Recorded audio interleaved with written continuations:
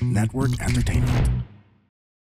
Yung microparticle, para siyang isang bola. So, iniisip ko na kaya microbead yun, or microparticle, yun tawag namin sa kanya. Tapos dun sa loob ng bola, may nakatirang mga yeast cell. Since may mga nakatirang yeast cell dun sa loob, yung nangyayari is pwede siyang lagyan ng iba't ibang stimuli. So, for example, nag-inject tayo ng specific drug for testing, nakikita natin kung paano nag-react yung iba't ibang cell pag na-encapsulate sila dun sa loob. Yung research namin or the paper is where we made a microfluidic platform. So, maliit lang siyang chip na size ng microscope slide and pwede siyang gamitin para gumawa ng alginate beads, and dun sa loob ng alginate beads na pinuproduce namin, nakakapuno kami ng mga yeast cells. Sa tuwing nagbabasa kayo ng mga research papers, nagtataka din ba kayo kung paano ito naisipan gawin ng mga researchers?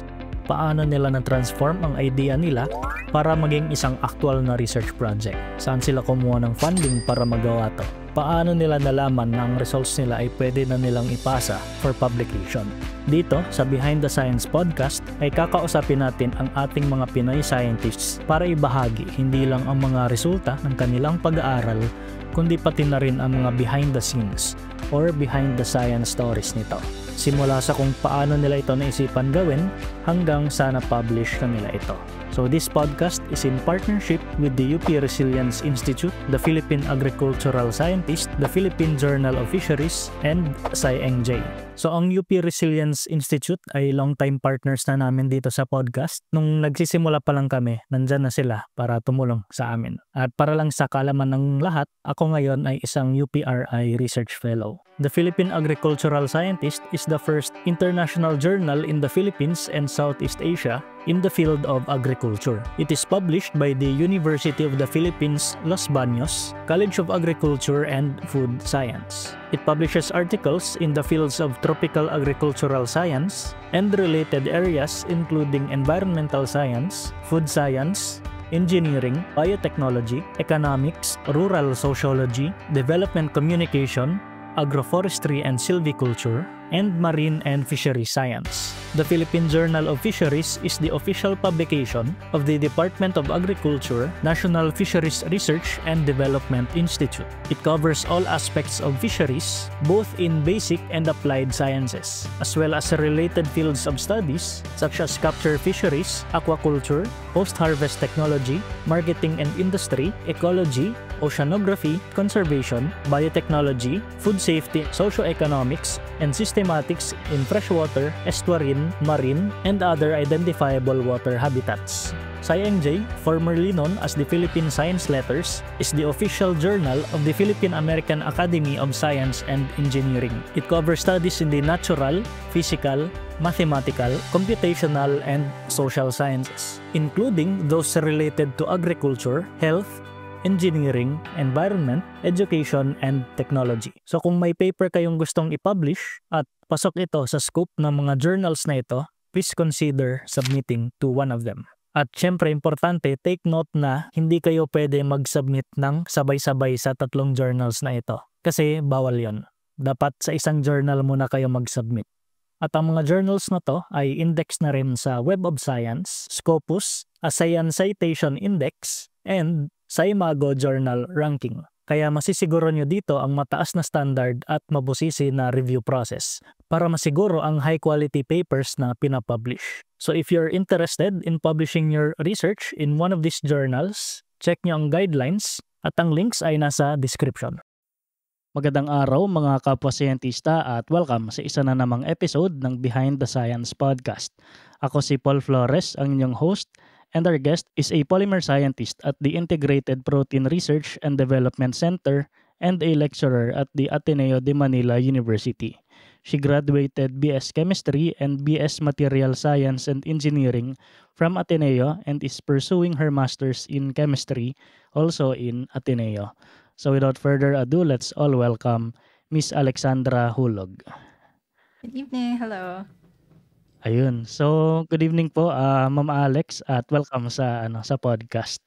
Thank you so much. Bago tayo magsimula, kung nag-enjoy kayo dito sa podcast at gusto niyo ang ginagawa namin dito, paki-like naman ang episode na ito At mag-subscribe na rin kayo sa mga social media platforms ng Behind the Science Podcast.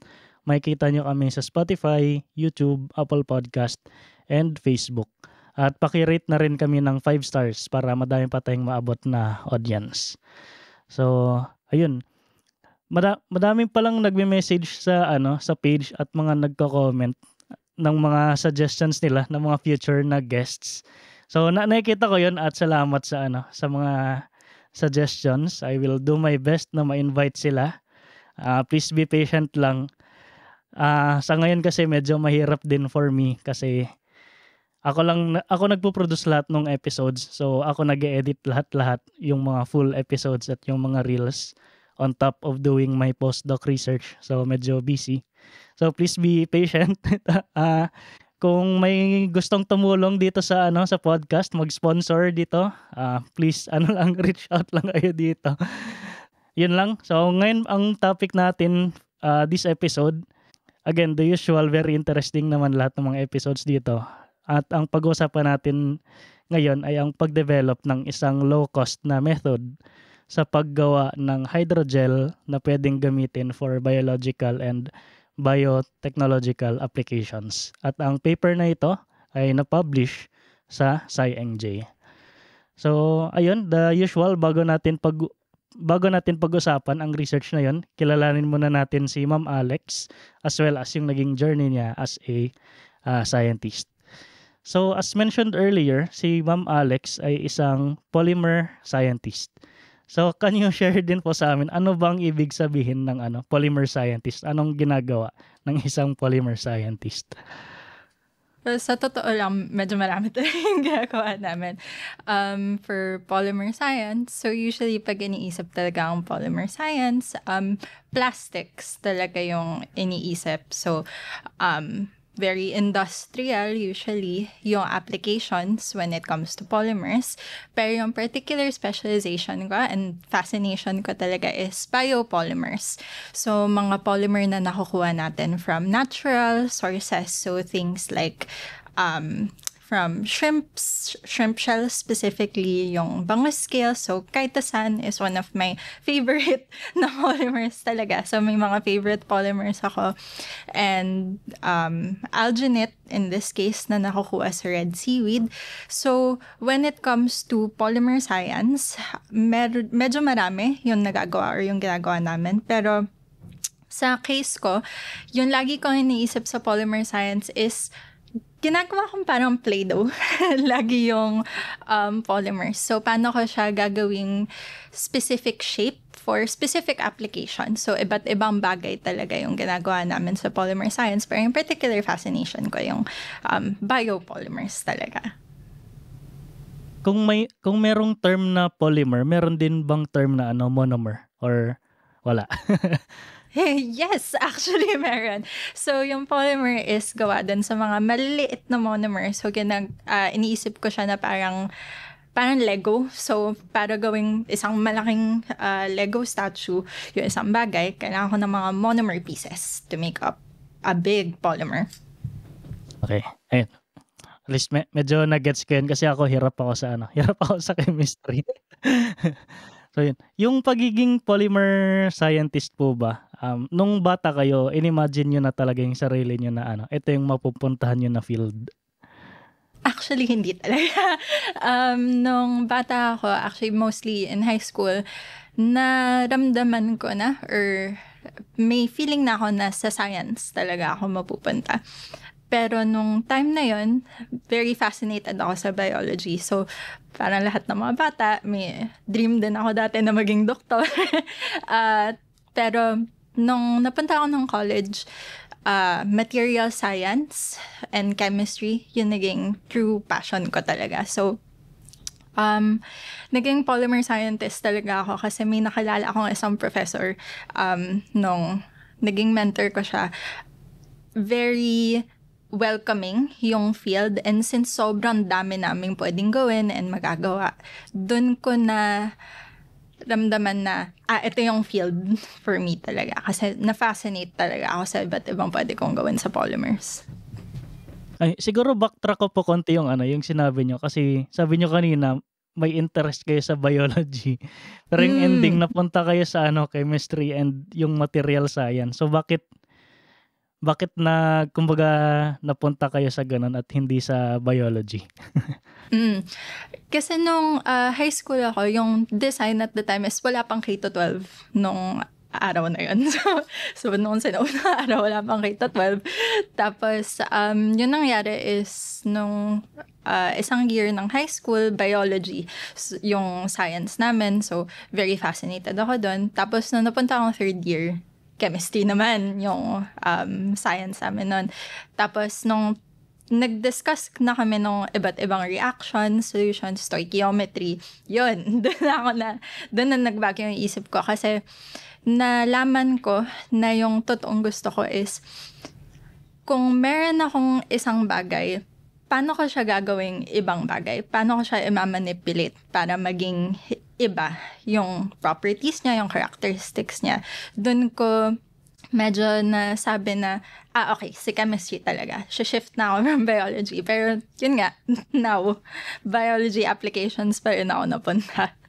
Hindi ko siguro tatanungin directly yung age, pero anong batch ka ba yung last na walang K-12 or hindi naman? Actually, ako yung batch na nag-transition directly from K-12. So, kami yung batch na medyo konti lang yung graduates ng college kasi K-12 na nag-start noong time na yun. After graduating college, nagtuturo ka ngayon sa di ba? Sa Ateneo. So, after graduating college, nagturo ka agad sa Ateneo? Yes. So, right after graduating, nakakuha ako ng message or ng post na nag-open ng applications yung Department of Chemistry sa Ateneo.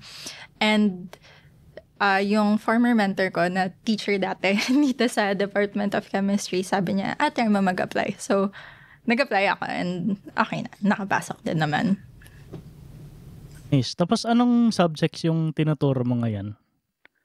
Right now, polymer science actually yung main classes ko. So, polymer science laboratory classes and also polymer science and composites and processing and applications. So, very industry-based and how to make polymers yung current classes ko.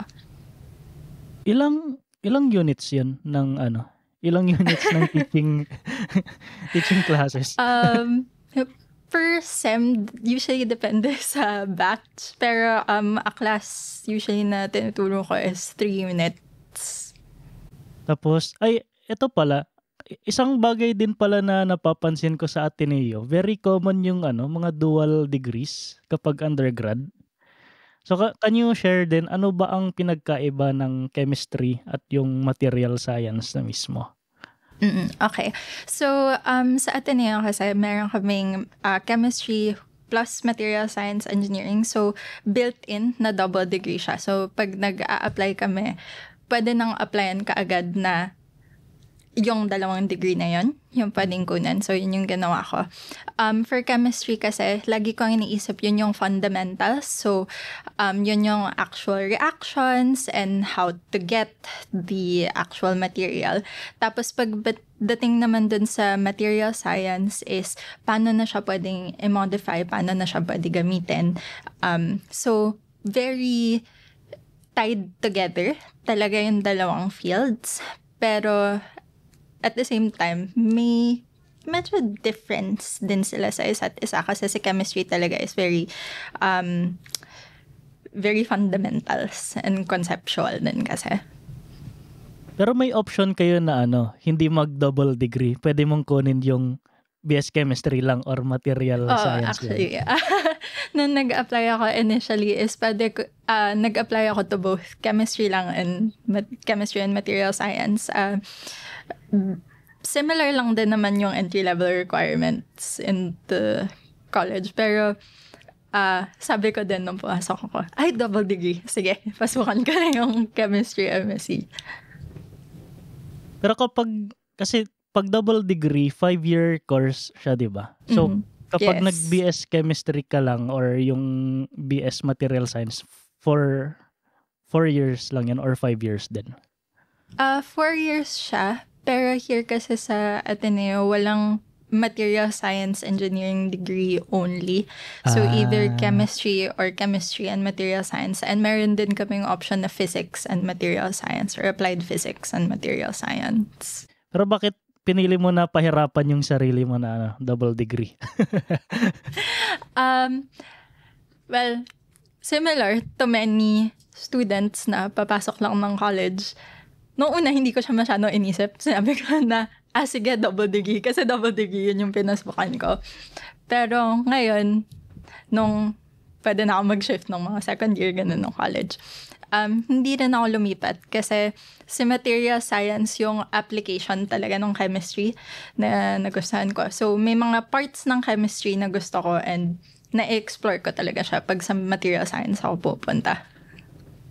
Yung chemistry at yung material science, pareho tong di ba? Pareho siyang may licensure exam. Tama ba? Or yes, yung chemistry may licensure exam and yung material science not currently under PRC, yung licensure exam, pero meron din siya under IMEP. Tapos ngayon nung nag-masters ka na, MS Chemistry naman yung pinili mo. So bakit chemistry at hindi yung material science na masters? Yung MS Chemistry kasi gusto ko rin ma-experience or ma-explore pa rin yung fundamentals ko sa chemistry kasi nung napunta akong material science, parang masyado akong na-zoom in dun sa mga nagugustuhan ko. Tapos nung nag-zoom out ako ng konti, na-realize ko, hindi ko na masyadong naiintindihan or nakukuha yung mga fundamentals na ginusto ko talaga sa chemistry dati. So sabi ko, sige, babalik tayo, zoom out.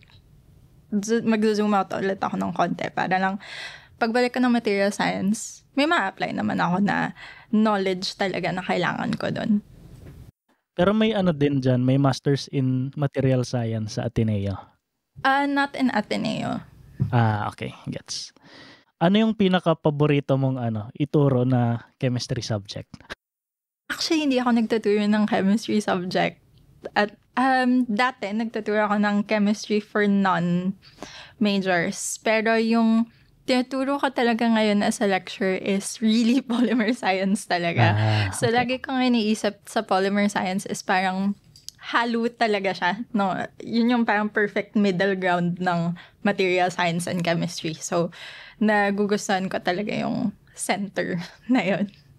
Tapos ngayon, yung research na pag-uusapan natin, part siya nung masters mo or hindi? Completely different. Actually, hindi. Yung research na to is very much side quest. So, interests ko pa rin. So, biopolymers pa rin siya. But at the same time, hindi talaga siya connected to my thesis at all. Ayun. So, since, alam na natin yung konting background sa naging journey ni Alex.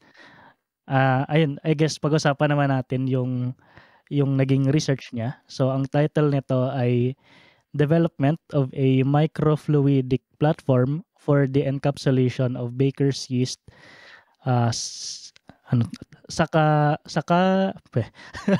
Saccharomyces cerevisiae in alginate hydrogel microparticles.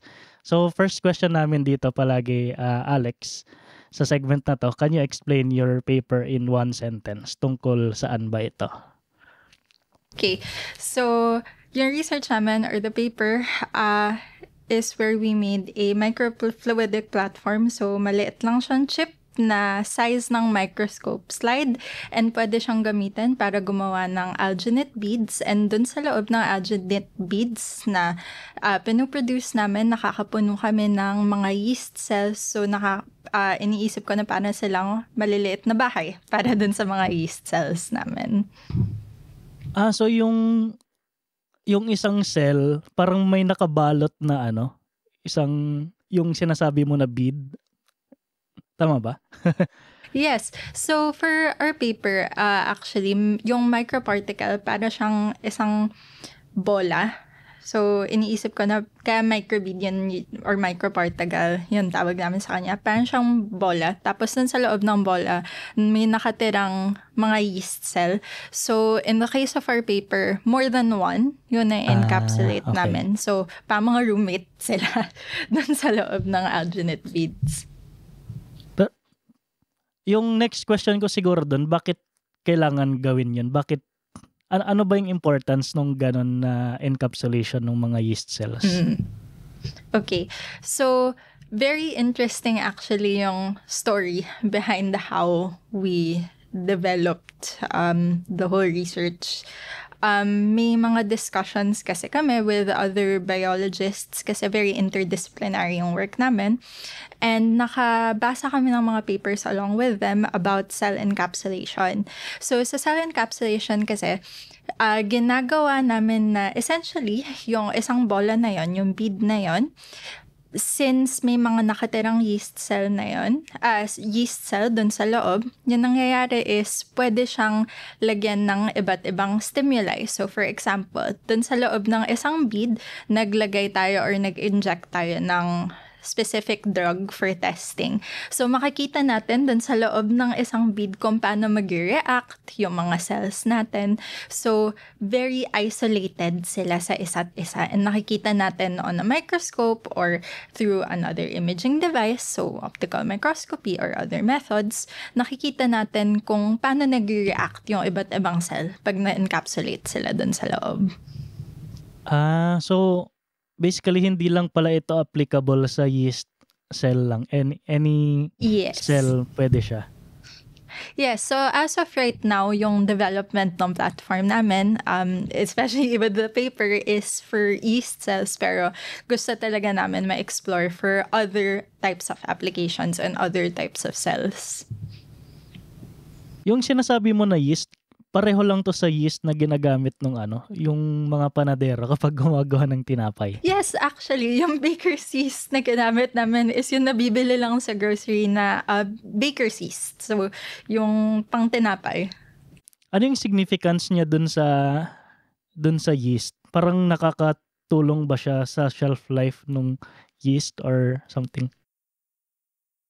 For this paper, hindi namin masyado in-explore kung ano yung specific effects dun sa yeast. So, very method development yung basis ng paper namin. So, pinaprove namin na very capable yung current platform namin and yung current technology na napoproduce namin na maka-encapsulate ng model cells. So, in this case, yung model cell namin is yung yeast cells. So, ginagamit usually ang yeast cells as a model cell kasi very robust siya. Hindi siya madaling mamatay kahit iniwan siya sa labas. So, yung ginagawa lang namin so far is yan muna yung encapsulate namin, and we hope to work with a lot of other people so that we can encapsulate many more other types of things. Ayun, so since nakwento mo na ngayong objective nyo na gusto nyo ma-encapsulate yung cell, can you share din ano yung methodology to actually do this? Okay. On our chip kasi, ini-imagine ko siya na parang gripo. So, meron kaming gripo, and yung lumalabas dun sa gripo is yung alginate. Tapos, dun sa loob ng alginate, may nakahalo din na mga yeast cells. Tapos, dun sa loob ng chip, may nagka-cut off na oil. So, for example, may gripo, tas lumalabas dun yung alginate, tas yung oil parang kamay.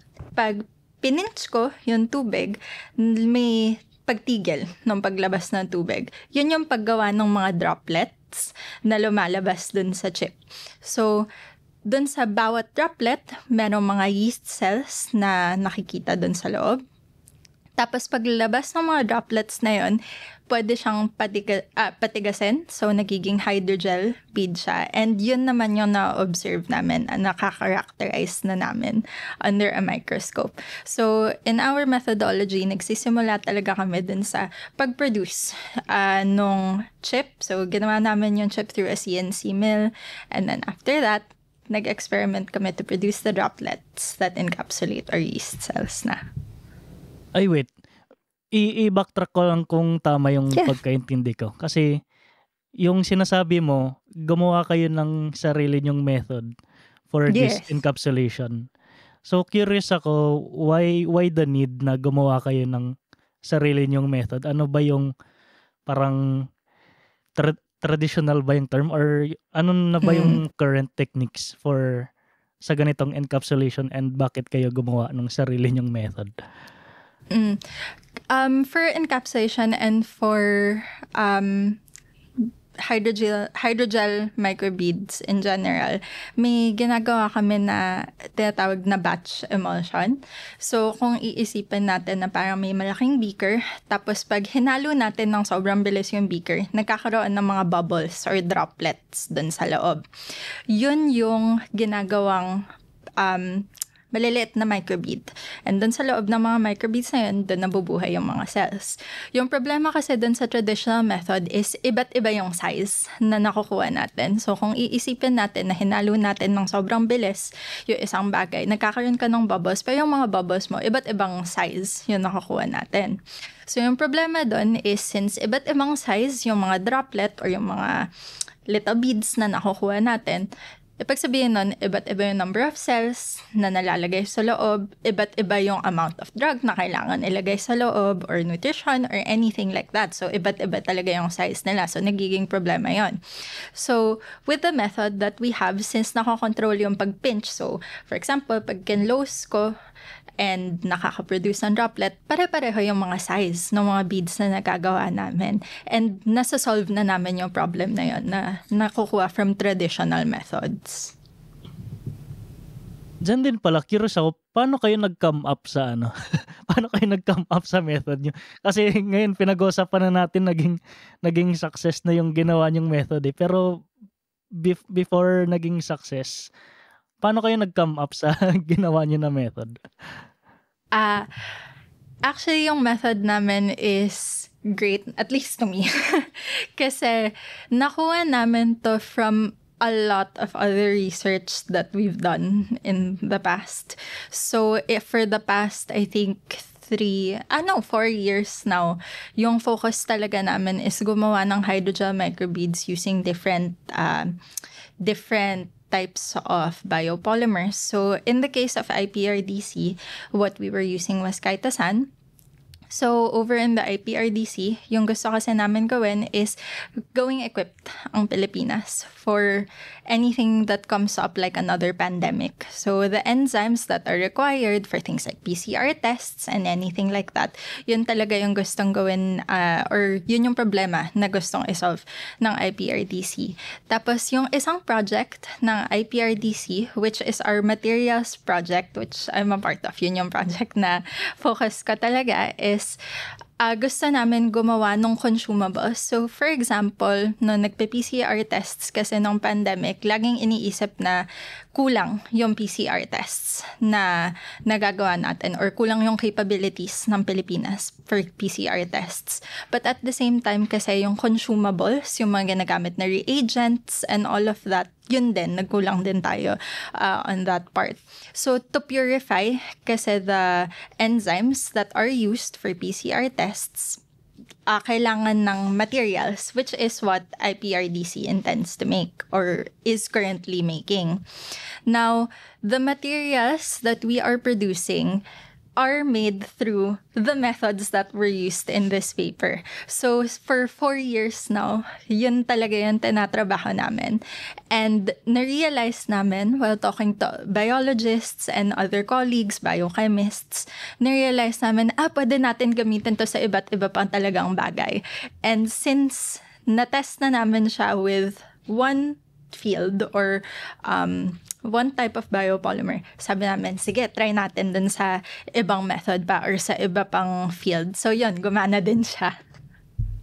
Kapag sinabi mong PCR test, part din ba ito nung naging research niya, no? Sir Aaron Macauyag, dyan sa inyo? Yes. So, si Sir Aaron or si Doc Aaron was part of Project 1. So, sila yung gumagawa ng mga enzymes at a bench scale. And yung mga kailangan na reagents para linisin yung mga enzymes na yun. So, pagdating nila sa mga diagnostics or test kits and all of that, para gamitan yun, of course, kailangan silang linisin. And nung gumagawa kasi ng mga experiments sila, Doc Aaron or the other projects of IPRDC, na-realize namin na mahal din. Kailangan mag-import rather ng reagents dito. And sabi namin, bakit pa tayo mag-import? Kung kaya din naman natin gawin to sa IPRDC itself. So, yun yung trabaho namin sa material side. Ayun, sa audience natin, check nyo pala yung episode ni Dr. Aaron Macauyag. Yung pinag-usapan namin doon, nag-develop sila ng low-cost na method to do itong PCR testing gamit yung powdered milk at egg whites ba yun or egg yolk? Basta sa itlog, very interesting. So please check, nakalimutan ko yung episode number. Search nyo lang yung pangalan niya. So ayun, going back sa pinag-usapan natin ngayon. Kanina, you mentioned yung mga microbeads ito. So, when you say microbeads, micrometer talaga yung scale niya. Parang, ano ba yung 10 to the negative 6 meters ba yun? Tama ba? Yes.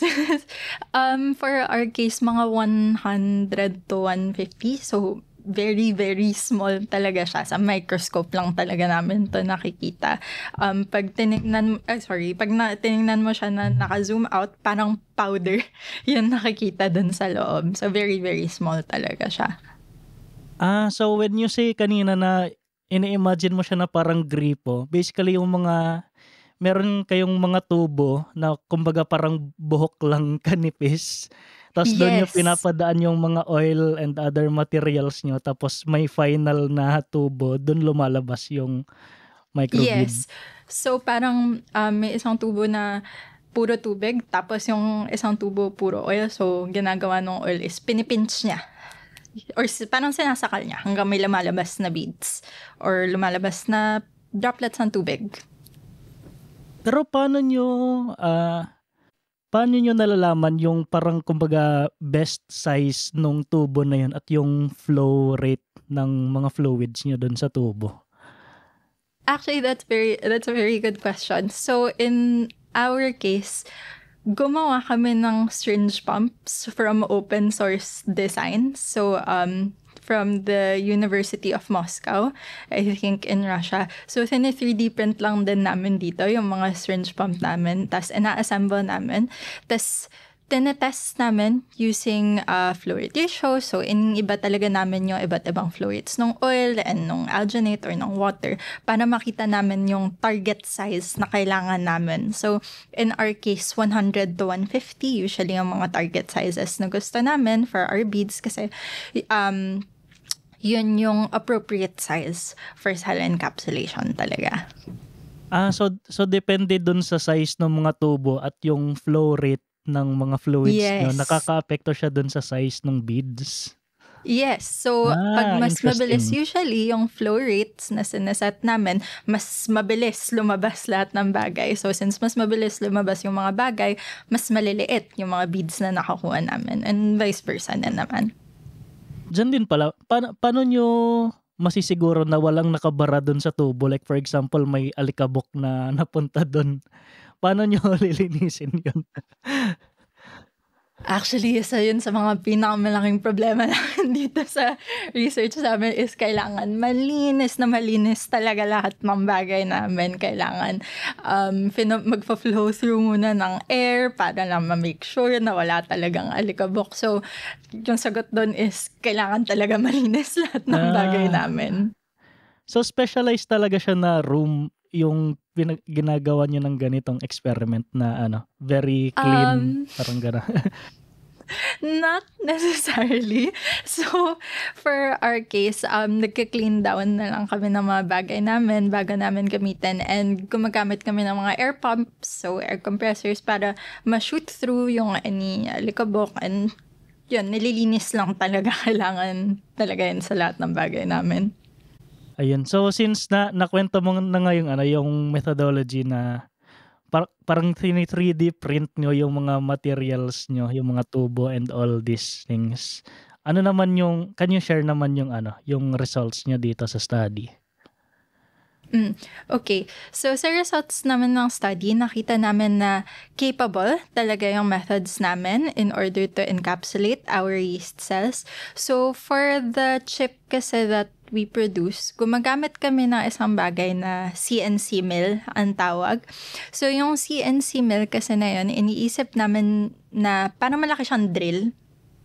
So, ginagawa ng drill na yun, kung may sheet kami ng plastic, ginagawa ng drill na yun, parang 3D printer siya, pero baliktad. Ginagawa ng drill, nung mill rather, is dinidrill out niya yung bagay doon sa sheet. And nakita namin na gamit yung device na napoproduce through the CNC mill, nakakagawa kami ng platform. And dun sa platform na yun, nakaka-produce kami ng alginate droplets that turn into hydrogel microbeads for our yeast cell encapsulation.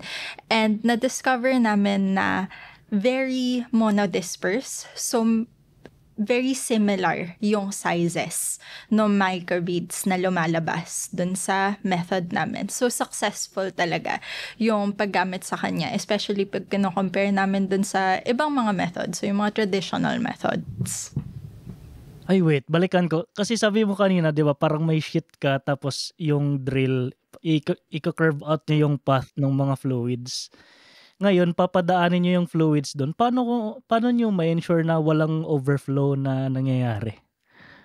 Siniseal namin shut yung device. Okay. Kino-close up namin siya. So, walang lalabas. Very, very well sealed talaga yung mga bagay namin. Pero yung problema nga doon is, kung may alikabok na natrap doon sa loob, medyo mahirap na siyang ilabas. So, kailangan malinis talaga lahat ng bagay bago gamitin. Tapos yung sinasabi mo na chip, parang yung lang to, yung ano ba tawag doon, yung microscope slide na glass, ganun lang siya kalaki? Yes, yun lang yung size niya. So, habang nag-experiment kami, actually, nakalagay yung chip dun sa microscope. Tas yung output ng microscope lumalabas sa laptop. Kasi kung hindi namin siya papanoorin sa laptop, di namin malalaman kung ano yung nangyayari dun sa loob ng chip kasi sobrang liit ng bagay na ino-observe namin. Okay. Pero yung microscope na ginagamit nyo, hindi naman siya yung scanning electron microscope or any parang mas specialized na microscope. Parang yung typical na microscope lang na mataas yung zoom. Tama ba? Yung typical optical microscope lang naman na usually ginagamit ng mga student sa biology lab lang naman. Yun lang naman ginagamit namin. You mentioned kanina na very important na dapat uniform yung size ng mga beads. So, paano mo yun sinusukat? Isa-isa, bawat bead, sinusukat mo talaga yung diameter kung ano-ano. So, on the chip, so, di ba nakikita namin siya sa microscope, each bead, or kung sobrang bilis, magte-take kami ng video. Tapos, nag-produce din kami ng macros para ma-measure namin yung bawat droplet sa video na nakukuha namin para malaman namin na pare-pareho yung mga diameter ng mga droplets na lumalabas. Tapos yung mga matigas na hydrogel microbeads, nilalagay namin siya sa microscope slide. Tapos observe lang namin sa microscope, pipicture namin. Tas yun, check na namin bawat diameter nila. So medyo matrabaho nga talaga siya. Hindi siya yung parang may software na nag-automate na i-measure yung mga bilog-bilog na yan. May software kami para mag-measure ng mga droplets na lumalabas. So, yung hindi pa matitigas, yung pinoproduce pa lang ng mga droplets. Pero paglabas nila and matigas na sila, yun yung medyo matrabaho na gawin. Ano pa dapat yung kumbaga perfect na shape na habol nyo? Perfect na circle or ellipse or parang yung typical na raindrop na drawing na shape? In our case, yun ang mga napoproduce namin is yung raindrop shape. So, teardrop shape yung nagagawa namin. But, ideally, we want yung mga perfectly circular talaga. So, perfectly spherical shapes. Pero sa case kasi namin, yung nangyayari is nagiging raindrop shape siya. Kasi kung lalabas siya ng tubing, tapos papasok siya dun sa beaker kung saan madedeposit siya. Pag lumabas siya, parang teardrop talaga yung lalabas. So, parang tubig yung lalabas nun eh. So, titigas siya na mukhang teardrop na rin. Wait. Pero paano yun? Kasi imagine ko, depende kung saang angle mo siya titingnan, yung raindrop na yun, magmumukhang circle din siya di ba? So, how Yes. do you make sure na yun talaga yung nakikita nyo at hindi lang siya parang kumbaga ibang angle nung shape? So, usually yung ginagawa namin sa measurements is minimeasure namin siya multiple times or many beads talaga yung minimeasure namin para lang ma-sure kami na kung spherical yung isa, kailangan lahat sila spherical. So, kaya na-conclude namin sa paper namin na hindi spherical yung beads namin kasi marami kaming na-observe na shapes na teardrop talaga yun nakukuha. So, since teardrop, yung karamihan ng shapes na nakuha namin, yun talaga yung napoproduce ng method. May ba yun? May specific na size or gaano kadami yung droplets na sinukat nyo to confidently say or parang maging statistically significant yung yung mga measurements nyo? So, for our paper, nag-measure kami ng 50 beads per run. So, yung ginawa namin is naghanap talaga kami ng 50 beads dun sa na-produce namin. Tapos, mineasure namin yun isa't isa para ma-check namin kung bilog ba talaga sila or hindi. And nakita namin, hindi talaga hindi bilog na bilog or saktong bilog yung shape nila. Ayun. So, I guess madami na kaming napagkwentuhan sa sa results ng study ni na Ma'am Alex. And siguro summarize ko lang yung napag-usapan namin so far. So, ayun, gumawa sila ng low-cost na method to do itong encapsulation. So, nag-manufacture sila ng sarili nilang gamit. Tapos, parang mga tubo on a microscale na tubo, doon nila pinapadaan yung mga fluids nila. Tapos, yung meron siyang parang gripo sa dulo na doon lumalabas. And then, yung na-produce nila ay mga raindrop na shape nung mga beads, tapos uniform yung mga size na nakuha niya. Tama Yes. Po. So, ano nga po ulit yung bakit kailangan yung uniform na size kung within that particle magkakaiba naman yung number of cells na nandun sa loob ng capsule ng bead na yon? For our case kasi, yung yeast cells is iba't iba yung nakukuha namin na number of yeast cells sa bawat bead kasi masyado maliit si yeast for our case. Sa sobrang liit niya, nakakapasok yung iba dun sa ibang droplet or paglabas niya, so pag sa ng tubo, may mga lumulusot na let's say nagiging 3 yung yeast cell kahit yung gusto namin is isang yeast cell lang talaga yun nandun sa loob.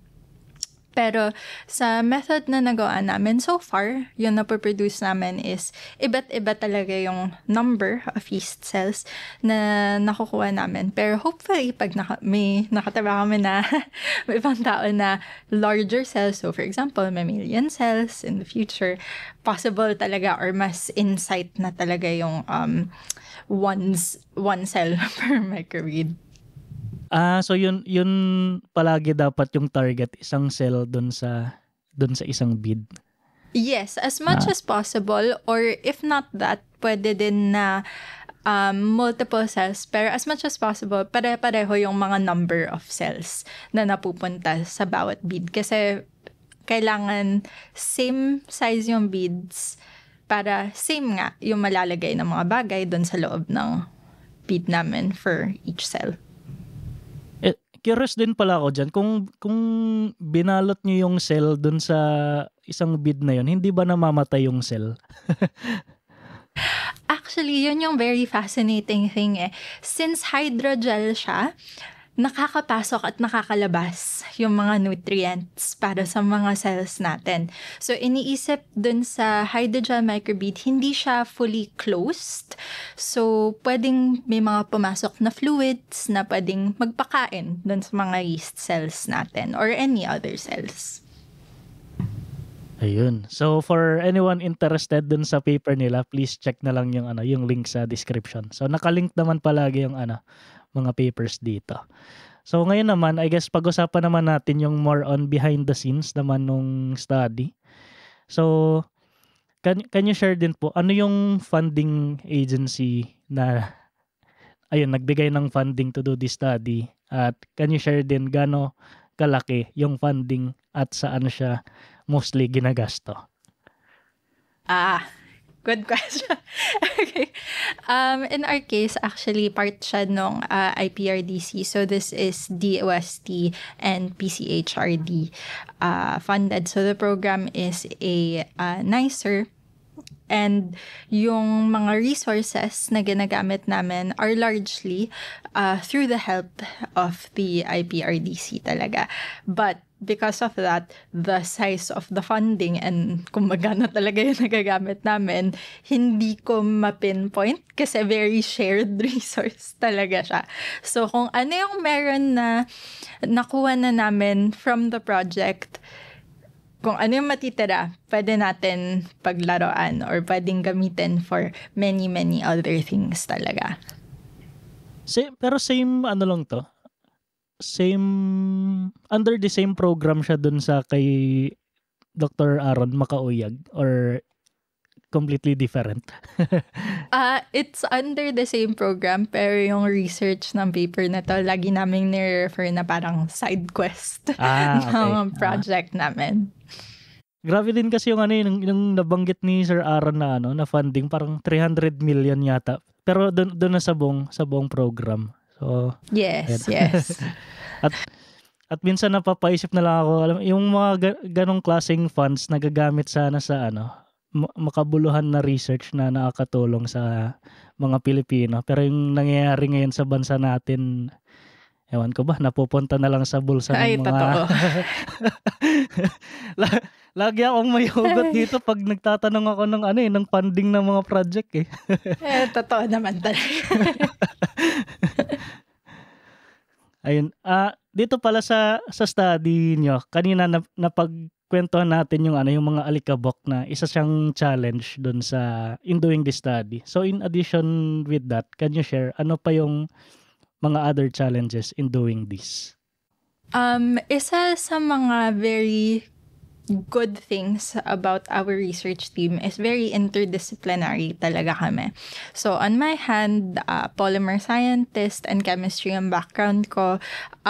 My research partner, Miguel Ordonez, is mostly in engineering. So yun talaga yung trabaho niya. Our great leader for our project, Dr. Ricardo Guerrero, has a lot of different hats, very engineering-based din siya, and maraming biochemists and chemists na nagtatrabaho for our research group.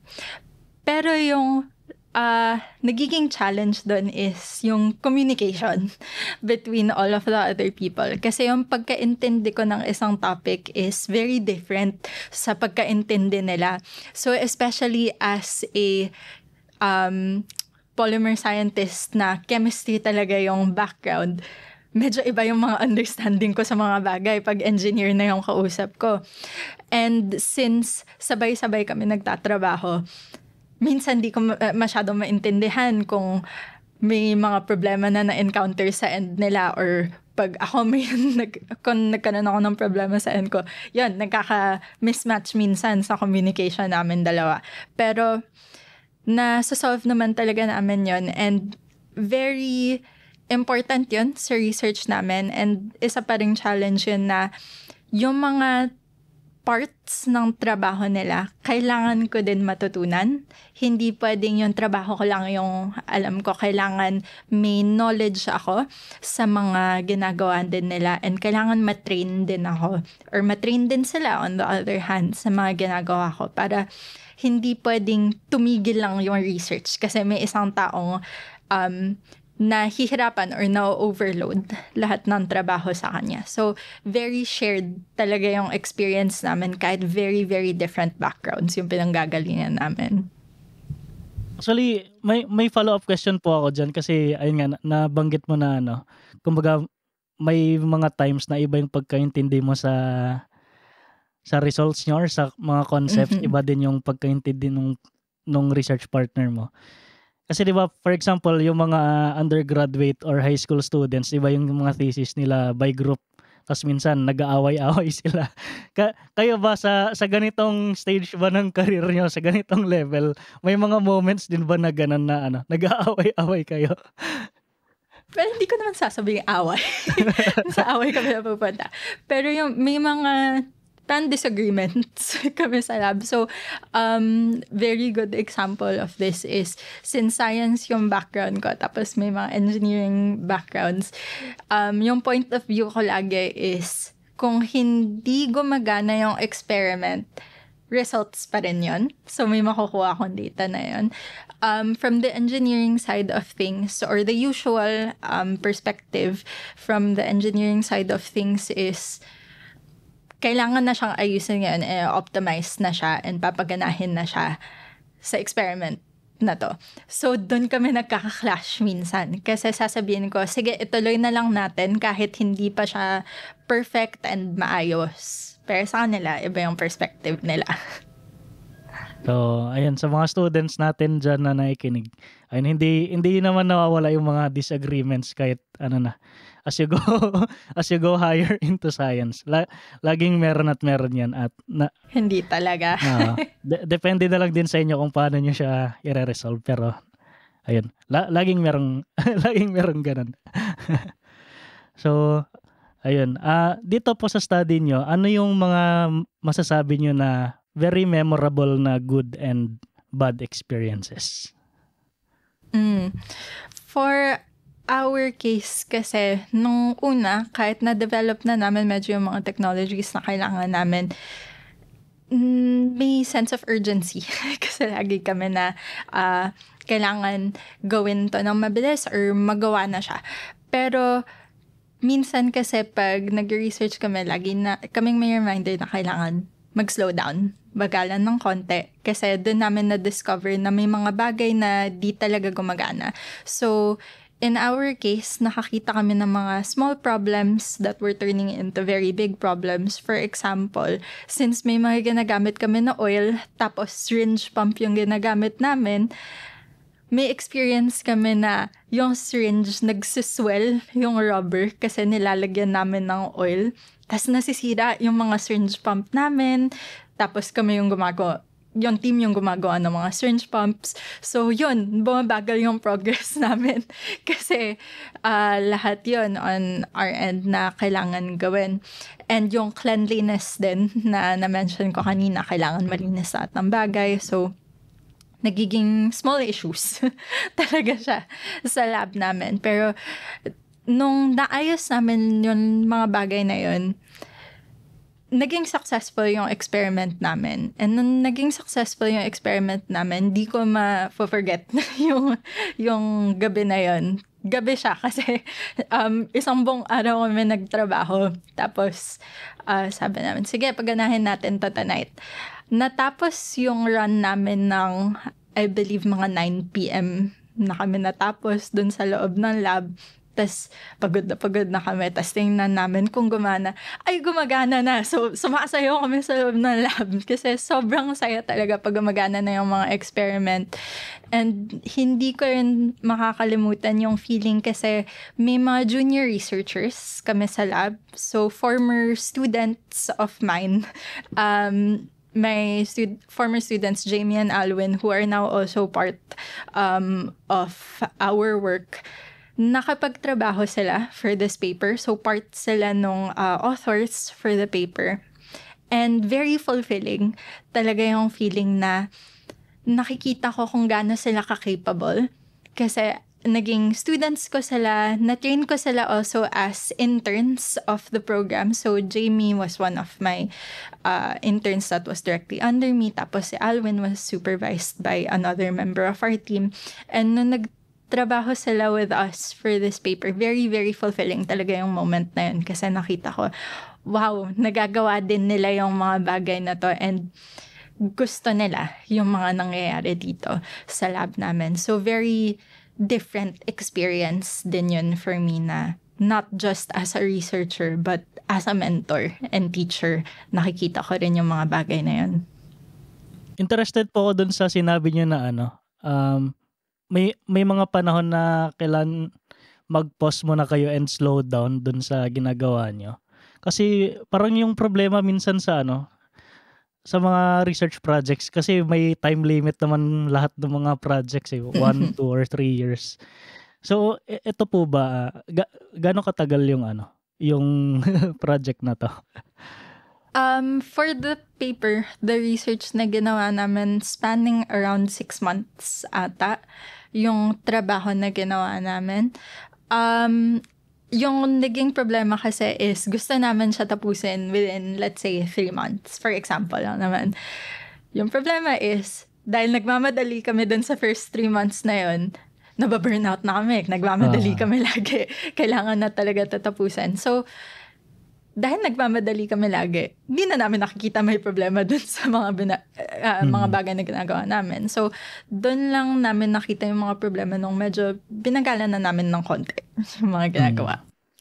Actually, problema ko din yan minsan sa kahit ako sa mga ginagawa ko na masyado kong minamadali din yung sarili ko at minsan yung sagot lang sa pinoproblema ko kapag may binasa ko na isang paper or two. So, very important sa sa mga fellow researchers natin dyan or students na kapag na-stuck kayo or something, wag kayong matakot na mag-pause sa ginagawa nyo.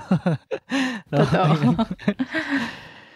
And then, ayun nga po. So, dito po, at what point nyo naman na-realize na yung results nyo, enough na siya to submit for publication?